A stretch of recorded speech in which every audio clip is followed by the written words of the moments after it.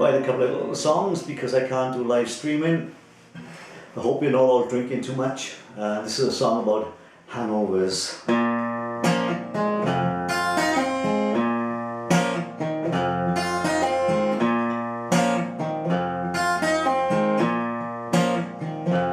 When your eyes cannot focus and your brain is on the blink, your ears can't stand the sound of the Alka-Seltzer's blink. You try to remember, but find you cannot think. There can only be one answer. It's the drink.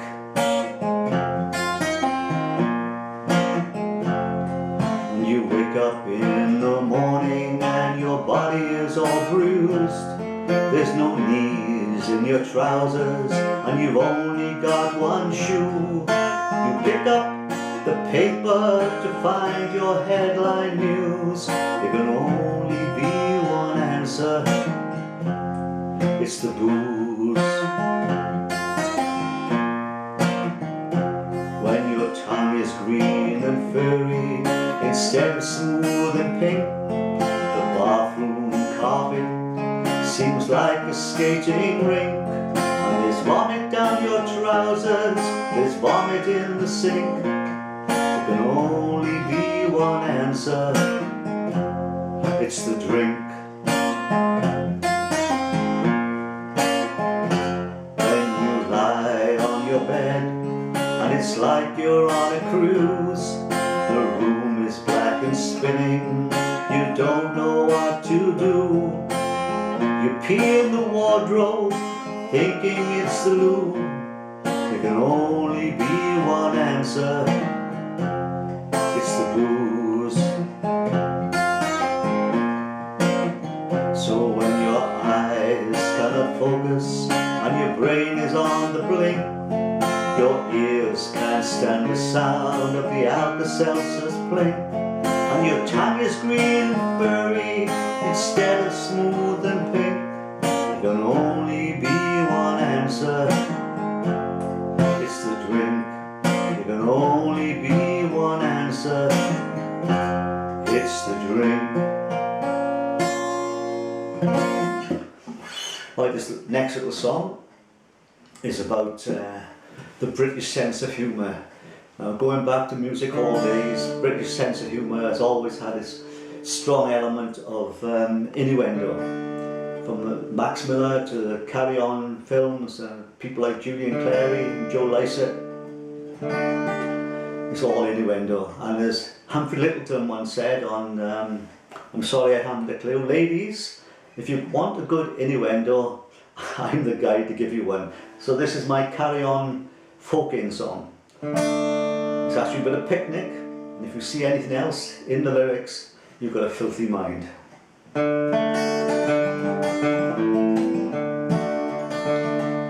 I was walking out one day and the sun was beating down. I was trying to find some shade. I climbed up a hill, down the other side was a little wooded glade, and underneath an oak tree was a fair and lovely maid. She was busy plucking pheasants in the shade of the boughs. She invited me to stay. She was a pretty peasant, she was busy plucking pheasants, and she said, sit down with me. It's pleasant plucking pheasants, and I never will forget the day I plucked that pheasant under the tree. Well, we talked for a while as the sun grew higher, basking in the summer heat. She said, get out your lunchbox, show me what you've got, I feel the urge to eat.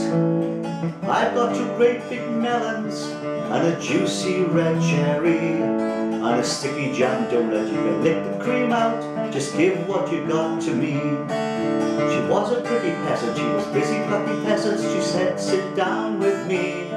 For it's pleasant plucking pheasants, and I never will forget the day I plucked that pheasant under the tree. Then she took my jumbo sausage, my 2 Scotch eggs. She took a big bite from it. She said it tasted nice, smiled and licked her lips, then gobbled up every bit. She took a swig from my thermos and some milk dribbled down her chin. She said, that's the best meal I've ever had, let's have it all over again. She was a pretty peasant, she was busy plucking pheasants, and she said, sit down with me. Well, it's pleasant plucking pheasants, and I never will forget the day I plucked that pheasant under the tree. So I whiled away the day in this young girl's arms, nibbling from her store. But soon I had to go, it broke my heart that I wouldn't see her no more. Whenever I see a donut dripping with jam and cream, it reminds me of the peasant with the great big juicy melons, the one girl of my dreams. She was a pretty peasant, she was busy plucking pheasants, and she said, sit down with me. For it's pleasant plucking pheasants, and I never will forget the day I plucked that pheasant under the tree. Right, next up, years ago I used to play with a friend of mine, and we have a joke, we still play with each other now and then. My friend Derek Smith, we had a little duo called Bucky and Bronco, and a guy from Cardiff, Mike Johnson, wrote a bunch of songs for us, and I cannibalised this song, so half of it is his and half is mine. And it's about a TV programme. Years ago, Karl Marx once said that religion is the opium of the people because it kept people under control. Instead of rising up against the masses, working a 48, 50-hour week in poverty, they were too busy going to church on Sunday. But now the population is controlled by TV, because you can go to work, come home and watch EastEnders or Coronation Street and think, man, my life's not really that bad, is it? But if you're stuck at home all day, there used to be a TV programme on, Jeremy Kyle's show. And, I feel sorry for the people on there, because most of them had alcohol or drug problems, and at the end of every programme there was a lie detector test or a paternity test to see who was lying and whose baby actually was, who was the father of the actual baby. And there was a guy on there, and I felt really sorry for him because his girlfriend, she failed the lie detector test, she'd been sleeping around with his friends, and also the baby she was having wasn't this guy. So this is the Jeremy Kyle love song. You smiled when we met, 'cause I caught your eye. As you put it back in, I had to ask why. Your real eye was blue, but your glass eye was red. But your deaf aid was off, and you missed what I said. That's not your hair, you wear a long wig. You've two beady eyes, a bit like a pig. And if I'm really honest, your bum's a bit big, it's true. But I love you so much, more than Starsky loves lunch. Love you so much that whenever we touch, it gives me an itch from the head to me crutch. My stomach turns somersaults too. Oh, I love you so much I could spew. I love you so much I could spew. Courting was hard, it wasn't much fun, for given the chance you'd sleep with anyone. You slept with our milkman for his clotted cream, and 6 of the players on my football team. You've 3 different kids by 3 different fellas, 1 black one, 1 white one, and 1 a bit yellow. But you're carrying my baby, I'm so proud I tell you it's true. 'Cause I love you so much, more than Starsky loves lunch. Love you so much that whenever we touch, it gives me an itch from the head to me crutch. My stomach turns somersaults too. I love you so much I could spew. Love you so much I could spew. Now that you're gone, I still don't know why you left without even saying goodbye. I'll have to go out and find somebody new. But where will I get someone as lovely as you? They said you were a whore. Now that you're lying there dead on the floor, you smell even worse than you did before. It's true. I love you so much, more than Starsky loves Hutch. Love you so much, whenever we touch, it gives me an itch from me head to me crutch. My stomach turns somersaults too. I love you so much I could spew. Love you so much I could spew.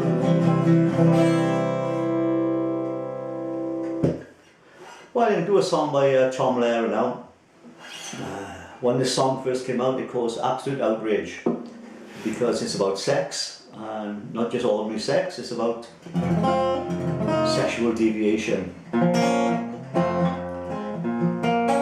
So back in the 50s when this song was written, you can imagine the outrage it caused, particularly in the Bible Belt in America. And Britain wasn't far behind in sort of repression. I mean, homosexuality wasn't legalized until '67, so we're far more enlightened these days, and you can do courses now in sexual deviation. Did have a look at one, and yeah, bestiality was my pet subject, and sodomy was a pain in the ass, and necrophilia was just dead boring. Oh, I ache for the touch of your lips, dear, but much more for the touch of your whips, dear. You can raise welts like no one else as we dance to masochism tango. Let our love be a flame, not an ember. Say it's me that you want to dismember. You can blacken my eye or set fire to my tie as we dance to the masochism tango.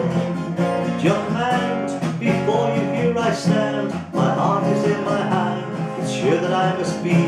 My heart entreats, hear those savage beats. Don't put on your cleats, come and trample me. Your heart is hard as stone, a mahogany. That's why I'm in such exquisite agony. My soul is on fire, it's aflame with desire, which is why I perspire when we tango. You caught my nose in your left castanet, love. I can feel the pain yet, love, every time I'm your drums. And I envy the rose that you held in your teeth, love, with the thorns underneath, love, sticking into your gums. Your eyes cast a spell that bewitches. The last time I needed 20 stitches to sew up the gash you made with your lash as we danced the masochism tango. Bash in my brain, make me scream with pain. Kick me once again, but swear we'll never part. I know too well I'm underneath your spell, so darling, if you smell something burning against my heart, take your cigarette from its holder and burn your initials in my shoulder. You can fracture my spine, but swear that you're mine, and we'll dance to the masochism tango. And that was a request for my old friend Jan Price. Next up I got a song here that Wayne Emmett asked me to do. He goes to the open mic, a very good open mic in the Rolling Mill in Carmarthen, run by my old friend Derek Smith. I've got to do a shout out as well that one of my wife's cousins is 21 on the 26th of May, Harriet. Happy birthday. So this is the worst song in the world. I won this competition to write the worst song in the world. And it's about squeezing pimples. Basically. And there's a great program on TLC on Sky called Dr. Pimple Popper. So this song was way ahead of its time.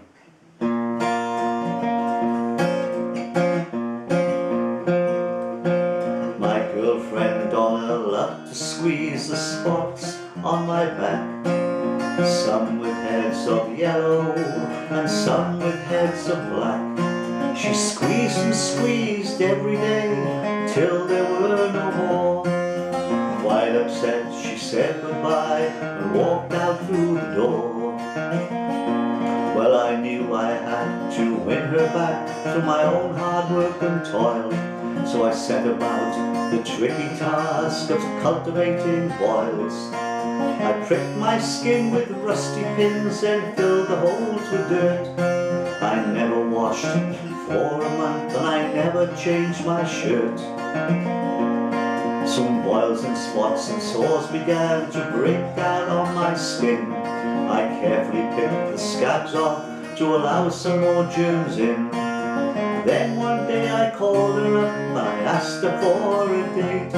When I told her I had lots of spots, Donna couldn't wait. I drew boils and spots and runny sores, for why I hear you wonder.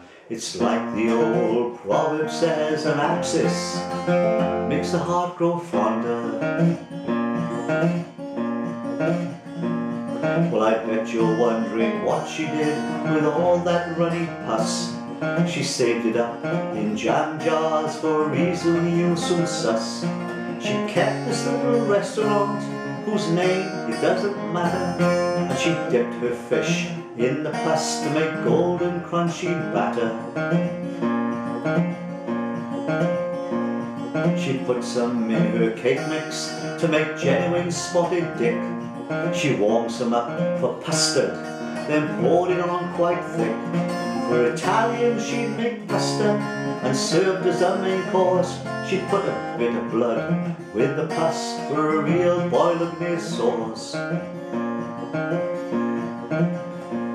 She served rashers of bacon and salad with coleslaw. Her special is a Donna's kebab.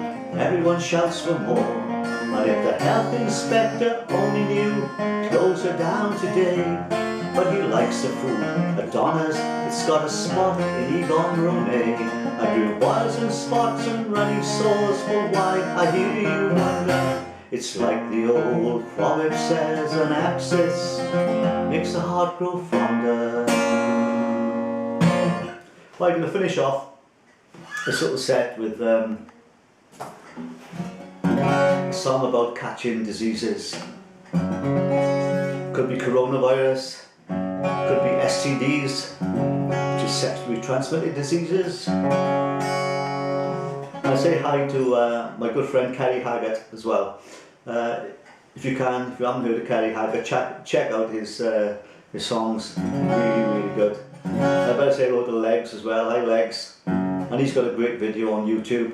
Elvis Legsley Presley, especially Rex and Buffet singing. Oh dear. I love my friends, they love me.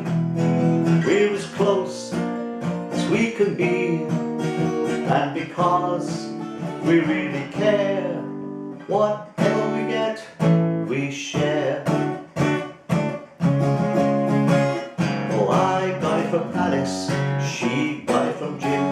We all agree it must have been Louise who gave it to him. She got it from Harry, who got it from Marie, and everybody knows that Marie got it from me.